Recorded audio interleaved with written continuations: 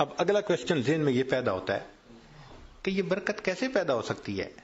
تو چند اعمال ہیں کہ جن کے ذریعے سے انسان کی زندگی میں برکت آتی ہے. ذرا توجہ سے سن لیجئے تاکہ بات کو مکمل کریں. ان میں سب سے پہلے ہے تقوی بھری زندگی گزارنا، گناہوں سے بچنا، نیکوکاری کی زندگی گزارنا، معصیت سے خالی زندگی گزارنا، اس کو تقوی کہتے ہیں. احتیاط والی زندگی، ہماری زبان میں کہتے ہیں نا to be on the safe side, English میں کہتے ہیں اور جی to be on the safe side.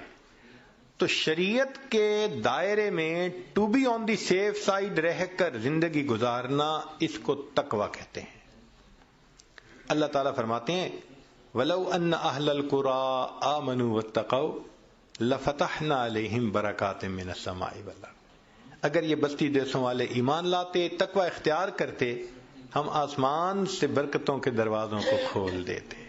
تو اس سے برکت آتی ہے. تو سب سے پہلا کام گناہوں سے بچنا، نیکی کی زندگی اختیار کرنا، اس سے انسان کی زندگی میں برکتیں آ جاتی ہیں. دوسری چیز اللہ کا ذکر کثرت کے ساتھ کرنا. اللہ کا ذکر کثرت کے ساتھ کرنا. کیوں؟ اللہ کی ذات بھی برکت والی اور اللہ کا نام بھی برکت والا. دلیل قرآن عظیم الشان میں سے اللہ تعالیٰ فرماتے ہیں تبارک الذی بیدہ الملک، برکت والی ہے وہ ذات جس کے ہاتھ میں ہے ملک. تو ذات بھی برکت والی ہوئی. اور پھر فرمایا تبارک اسم ربک، برکت والا نام ہے تیرے رب کا. تو ذات بھی برکت والی اور اس کا نام بھی برکت والا. اس لیے ہمیں چاہیے کہ ایک تو اللہ کا ذکر کثرت سے کریں تاکہ زندگی میں برکت آئے، اور دوسرا یہ کہ ہر اچھے کام کی ابتدا بسم اللہ سے کریں. بعض مفسرین نے لکھا ہے کہ اسم جو لفظ ہے نا، اس کے کئی معنی ہیں عربوں میں. ایک اس کا معنی ہے نام، تو بسم اللہ کا معنی بنے گا اللہ کے نام کے ساتھ. اب یہ ترجمہ اکثر ہم پڑھتے بھی ہیں اور جانتے بھی ہیں. لیکن اسم کا ایک اور بھی معنی ہے عربوں میں، وہ ہے برکت. تو اگر وہ معنی لیں تو بسم اللہ کا ترجمہ بنے گا اللہ کی برکت کے ساتھ. اور اب مجھے یاد آتا ہے کہ ہماری نانی دادی جو بوڑھی عورتیں تھیں نا، وہ اٹھتے بیٹھتے اللہ دی برکت نال، اللہ دی برکت نال، یعنی کسی نے ان کو بسم اللہ کا ترجمہ سکھایا تھا. تو اٹھتے بیٹھتے اللہ کی برکت کے نال، ساتھ یہ کہتے اللہ کی برکت. تو بسم اللہ کو کثرت سے پڑھنا.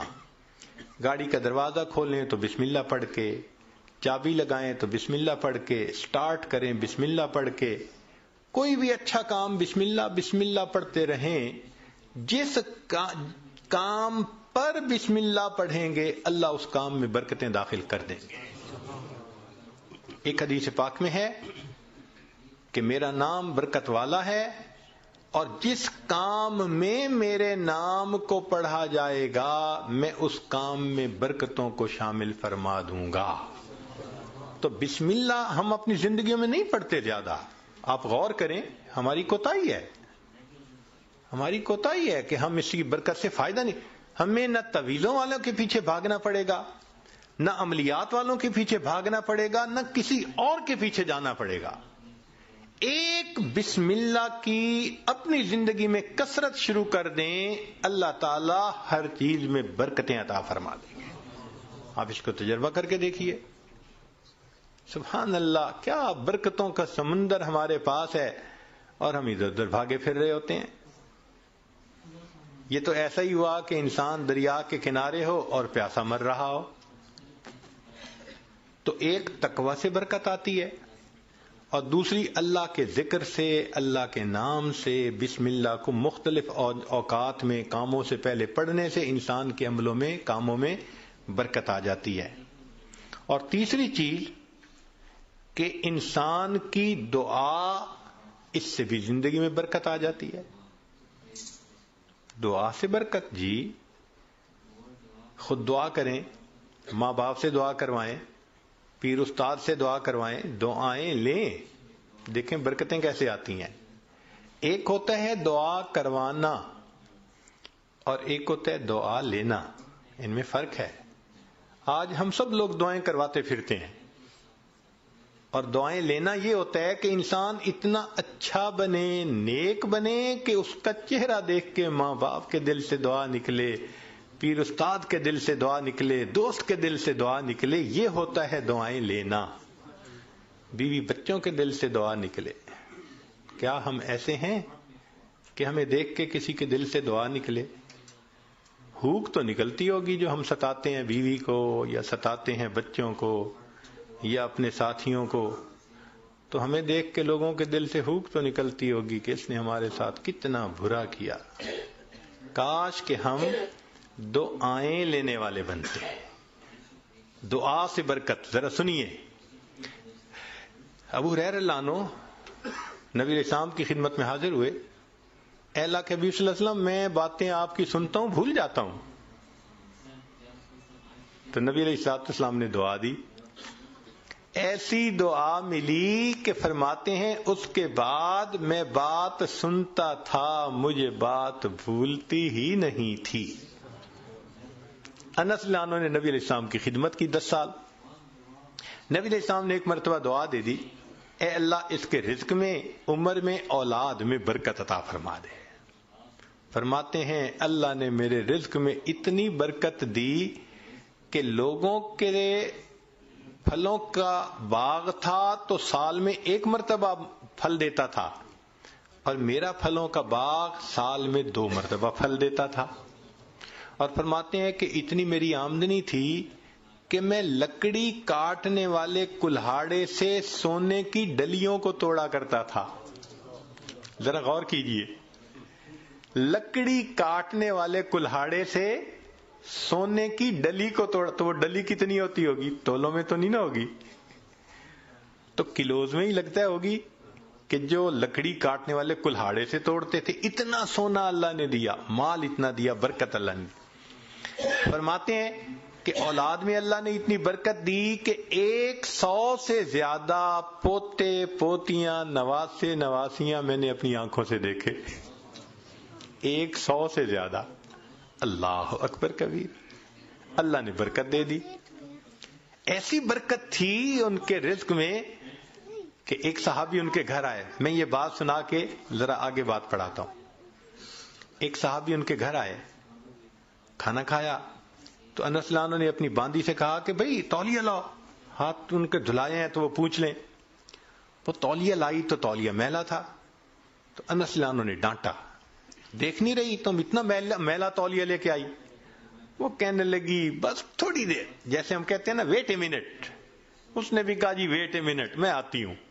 اور وہ سیدھا گئی، اور آگ جل رہی تھی، اس نے جا کے تولیہ اندر ڈال دیا۔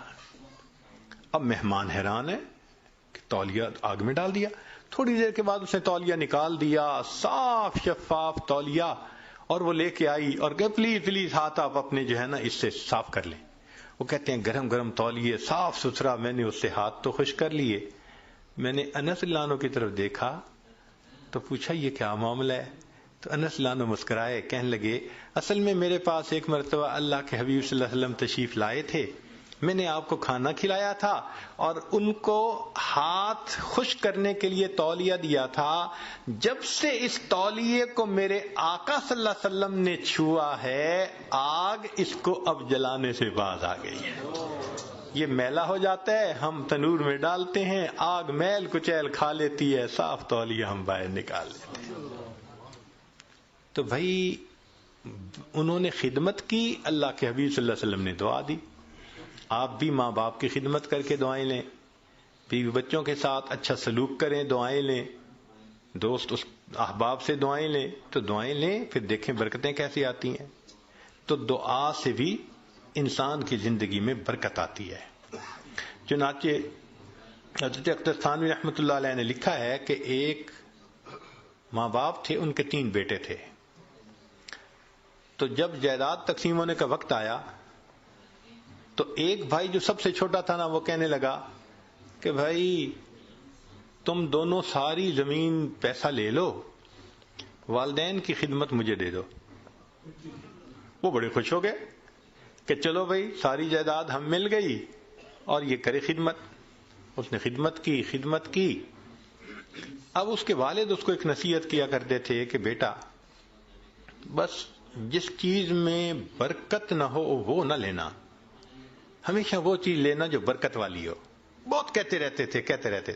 تو اس بچے کا مائنڈ سیٹ ہو گیا تھا کہ میں نے ہمیشہ برکت والی کوئی چیز لینی. ماں باپ فوت ہو گئے.